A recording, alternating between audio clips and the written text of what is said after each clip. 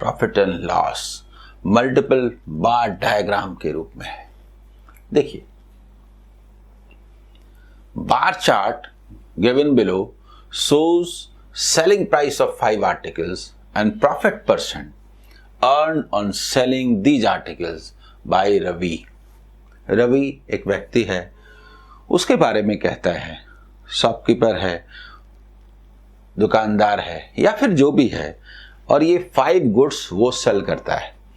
ये मल्टीपल बार डायग्राम में डबल बार एक आइटम पर होते हैं। जैसे आर्टिकल ए को वो सेल करता है 105 रुपीज में, यहाँ लिखा हुआ है selling price in rupees and profit in percentage, और उस पर उसको 40% का प्रॉफिट होता है। उसी तरह से आर्टिकल बी को सेल करे 60 रुपीज में तो 20% का प्रॉफिट होता है, एंड सो ऑन। इस तरह से है, ठीक है, 5 आर्टिकल्स पर। Study the data carefully and answer the following questions. एक बात मुझे बताइए, ये जो डेटा है इसमें होगा क्या? कोई भी क्वेश्चन होगा वहां पर कॉस्ट प्राइस आएगा ही। अगर सिर्फ 1 आर्टिकल की बात होती तो कोई बात नहीं थी, 2 की होती तो भी कोई बात नहीं थी, लेकिन 5 आर्टिकल्स हैं तो बार बार प्रॉफिट का सवाल उठेगा, बार बार कॉस्ट प्राइस का सवाल उठेगा। तो क्या एक ही कैलकुलेशन हम लोग बार बार करेंगे? इसका मतलब यह है कि हम लोग कॉस्ट प्राइस सबों का निकाल लेते हैं, पहली बात। दूसरी बात ये कि निकालने के बाद ये तो ग्राफ है ना, मैं तो यहीं पर लिख दूंगा कॉस्ट प्राइस, यहीं लिख दूंगा और यही फिगर लिखा हुआ रहेगा आगे। लेकिन आपको एग्जाम में क्या करना चाहिए, तुरंत लिखना चाहिए सेलिंग प्राइस 105, ए लिखा, सेलिंग प्राइस 105 और कॉस्ट प्राइस जितना आया बस। प्रॉफिट भी लिख सकते हैं 40%। ऐसा 5 आर्टिकल्स का तुरंत 3 करके तो डेटा लिखना है, 3 × 5 15 तो लिखना है, ठीक है, वो आप करेंगे रफ वर्क। आइए मैं बताता हूं इसका माने क्या है। This is selling price. देखिए सेलिंग प्राइस तो 105 जो है वो सेलिंग प्राइस है, तो 105 सेलिंग प्राइस है और 40% प्रॉफिट है, तो 140% इज गिवन। What is 100%? तो हम 100% क्या है, 100/140 होगा ना, बोलिए। और 7 से 15 टाइम्स ये रुपीस था, ये सीपी निकलेगा पहले का। आर्टिकल ए की बात करें हम तो ये हुआ सीपी ₹75। हम लोग क्या करते हैं, यहीं पर लिख देते हैं सीपी ₹75, ठीक है। दूसरे की बात करें, आर्टिकल बी की बात करें, तो बहुत सारे कैलकुलेशन मन में हो जाएंगे। कैसे? 120% इज 60, व्हाट इज 100%? 50, तो ₹50 होगा ना इसका सीपी।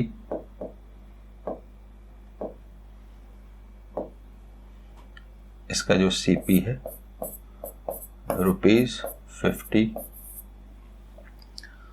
125% इज 150, 125%, 1/5 लेस कर दें, लिख के दिखा भी देता हूँ, तो वो 125 100 हो जाएगा।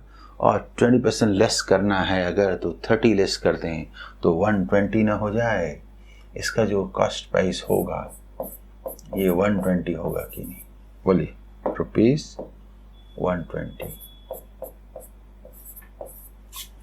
मैं लिख के भी दिखा देता हूँ इन दोनों का भी।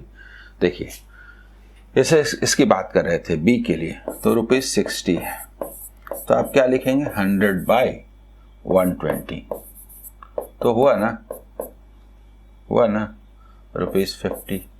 उसी तरह से सी की बात कर रहे थे, तो बोले रुपीस, दोनों तरह से मैंने किया दूसरे तरीके से 100/125 किया, लेकिन करना क्या है, 125% दिया है, जस्ट 1/5 लेस कर दीजिए 20%, तो ये हो जाएगा। खैर ठीक है, चलिए जो भी मैंने किया।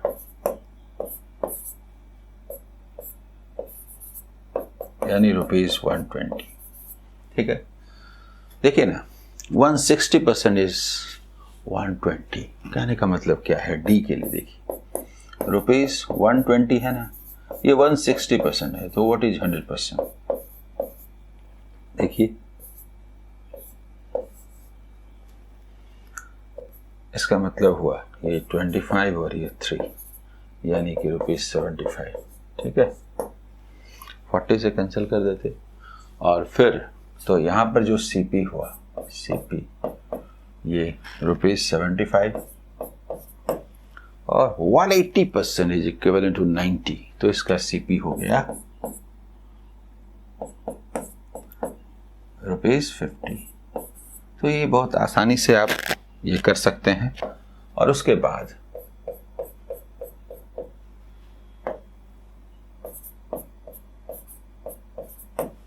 क्वेश्चंस होंगे।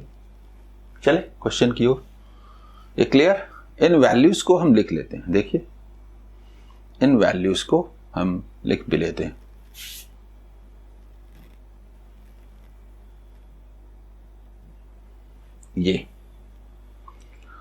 यही आप कॉपी में लिख के रखेंगे। ठीक है, चले अगले पहले क्वेश्चन की ओर। फर्स्ट क्वेश्चन है, Ravi sold article D to Shyam who again sold it at 25% profit to anyone. Find the difference between profit earned by Ravi to profit earned by Shyam. देखिए,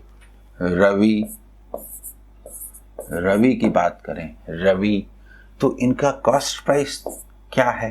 ठीक है, कॉस्ट प्राइस क्या है? और ये सेल करते हैं, इनका सेलिंग प्राइस, ये किसको सेल करते हैं? श्याम को।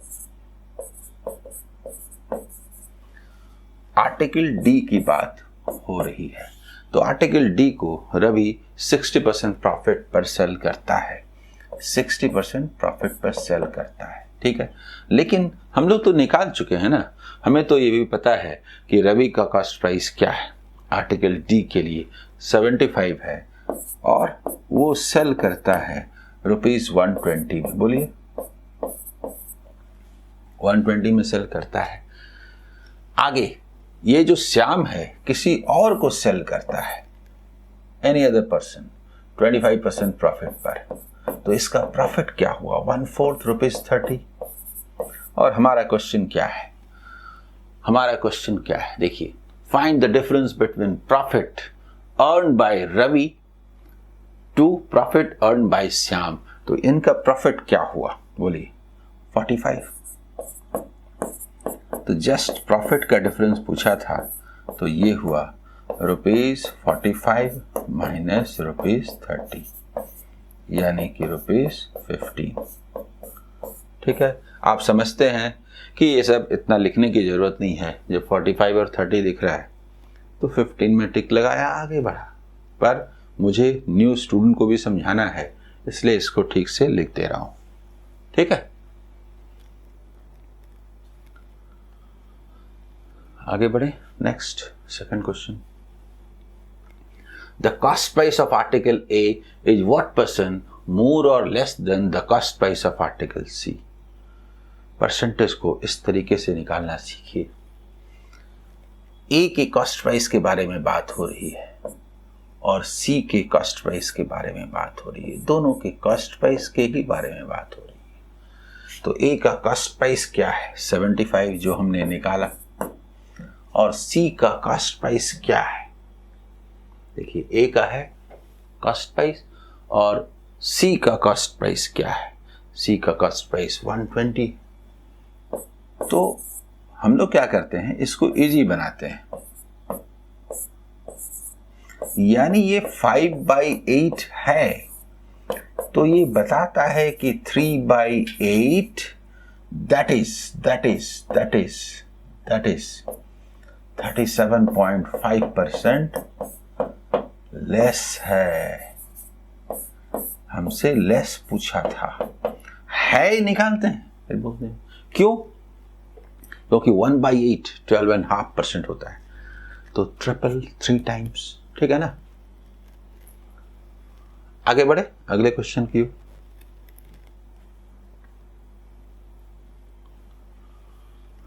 Third question, Ravi marked article B 50% above its cost price.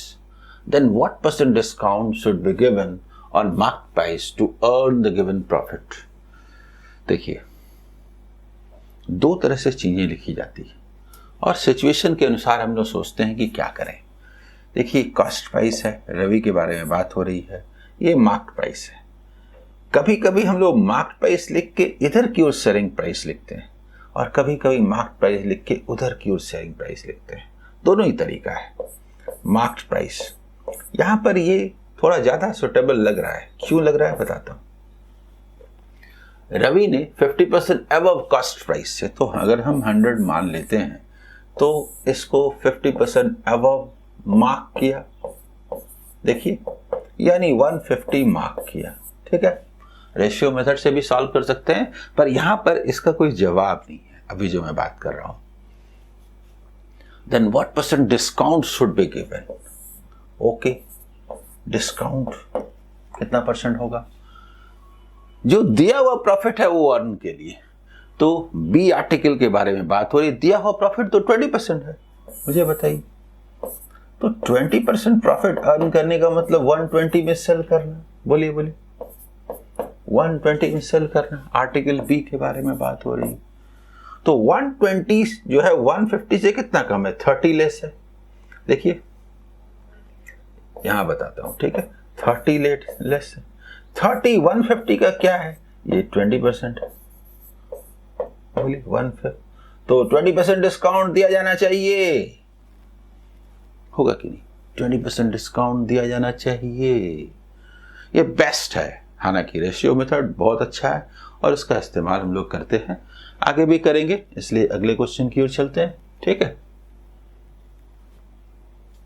Next, the profit earn on selling article E, profit is how much more और less than profit earn on selling article C.